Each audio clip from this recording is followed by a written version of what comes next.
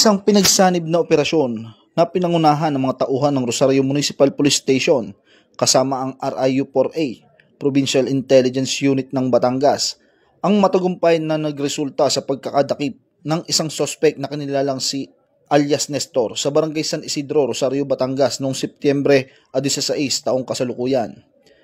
Inaresto ang sospek dahil sa paglabag sa Republic Act No. 10591 o ang Comprehensive Firearms and Ammunition Regulation Act sa bisa ng search warrant na inilabas ng Municipal Trial Court ng Rosario, Batangas. Ang mga sumusunod na kagamitan ay nakumpiska mula sa sospek at nasaksihan ng mga opisyal ng barangay na sumama sa operasyon.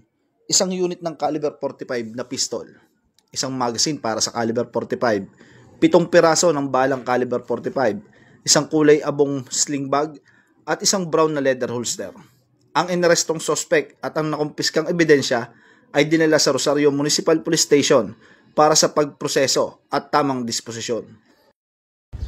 Mula dito sa Calabarzon, ako po ang inyong Police News Network correspondent, Patrolman Joshua Cruz, alagad ng batas, tagataguyod ng Balitang Pulis.